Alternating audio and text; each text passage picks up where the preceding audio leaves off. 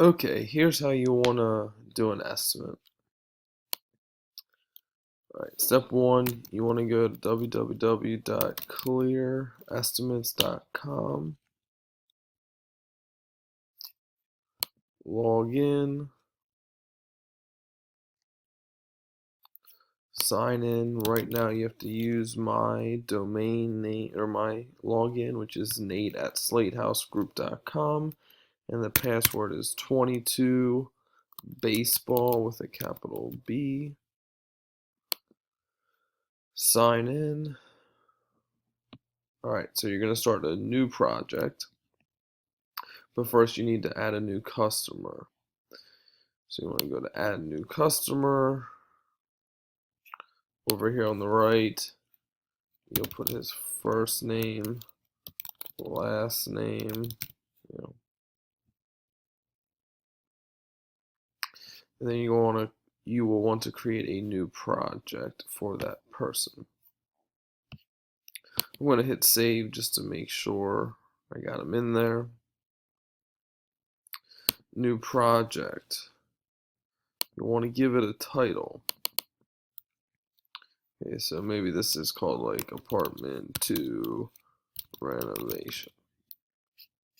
You want to click save. If you don't click save, it won't save the name. I've learned the hard way a couple times. So click save. Now there's a lot of ways that we can refine this later and make it maybe a little more user friendly or make it quicker. But for right now, we're just manually entering all of our line items. So what I mean is you're starting with nothing and you're going to enter one at a time. So you want to add a part over here on the right. You can create, they have thousands of parts already in the system. I haven't been doing that at all. I just create my own custom part every time, and I was just doing that as well. You want to choose a category. I like to go down here to the bottom, and and it looks like most of the stuff that applies to us is the handyman categories at the bottom. But what will happen is when you're done, the quote or the estimate will separate the line items by category. So I try to group them in the same, only have a couple categories and have a couple line items for each category if at all possible. So first thing might be, I don't know, bathroom plumbing, let's say. And what we want to do is give a description. So maybe it's install new toilet and flange. Click standard. Labor rate, this is important. You want to use $35 an hour unless it's one of these other rates, but more times than not it'll be $35 an hour. Maybe the toilet's going to cost you with tax $110. And you think it's going to take you, oh, and you're going to get a flange too, so maybe it's going to be $125. Multiply, this is how many hours it's going to take to do this. This does not include drive time or getting the material, buying it. This is just if you're on site, how long does it take to install it? So let's say it's going to take you, assuming the floor is good to go, maybe, this is more than it should, but let's just say it takes 3 hours.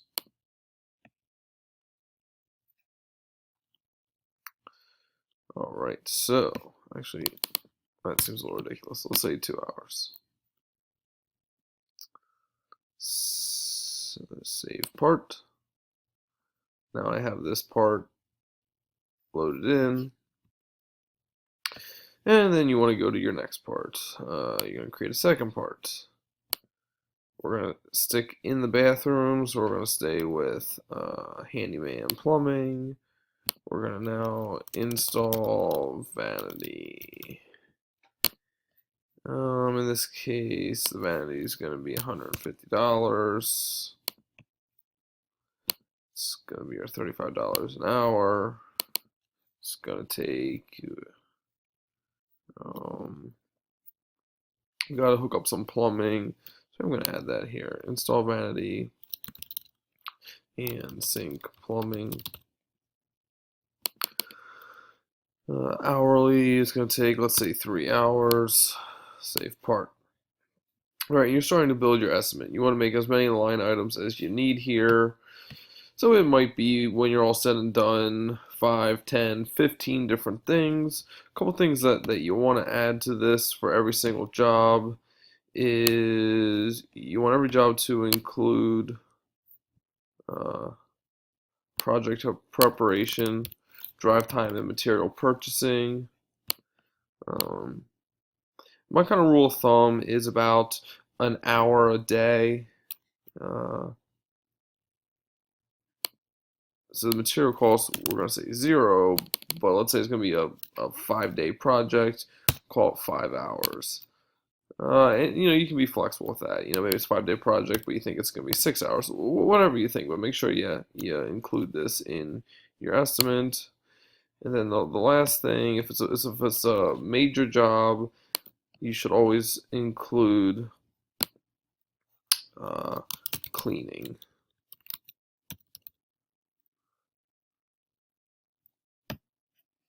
Go to standard. Now our cleaning rate is only $22 an hour. Maybe it's going to take 4 hours. We'll say cleaning apartment after finished. Okay, we'll say $0. Right. Okay, so now let's say you built your whole estimate. A couple last things that you need to do. I like to always save it just to make sure I'm not losing what I'm doing. And then I'm gonna come down here and make sure for whatever reason it loads it to 50% markup. We only want it to be a 10% markup. So change these to 10%. Notice here's what it's gonna actually cost us, $7.48. Here's our 10% markup, $8.22. You want to oops, let's see, did that work? Let me go back here. You want to preview the table. I'm going to print a PDF and save this and download it. Then I'm going to take this and attach it to the work order. This is basically your shopping list for your maintenance guys. It tells them how many hours they can spend on each, how much each item should cost when they're shopping for it. I'd print this out. You should print this out and have this on site at every project so the guys can see it. That's what the guys will see. That's this 748 number right here. But then you want to send the estimate to the owner so that he's seeing this 822 number. The way you do that is you come back up here to reports, go to reports. You don't want any of these other tabs. You want to click formal. You want to print a PDF. And now you have your quote, your estimate, I should say. Save it, send it to the property manager. They'll get the go-ahead. And once we have a verbal agreement, then we will upload it into .loop and get an actual signature from the owner, a digital signature, which I can show you how to do that at a separate time.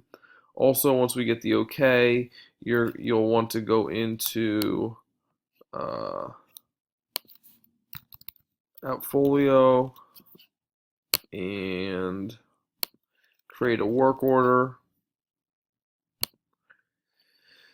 And it's important that your work order looks like, let me pull up one of our current work orders. You'll want to make sure that you break it down like this so that we can start tracking the different portions of the job. You may have three parts. You may have like an ABC. You may have A B C D E F G H I J K. But however seems best to break it apart. Give the hours, the estimated hours, and then as the job starts going on, our billing department will start adding in how many actual hours are done. You'll also want to attach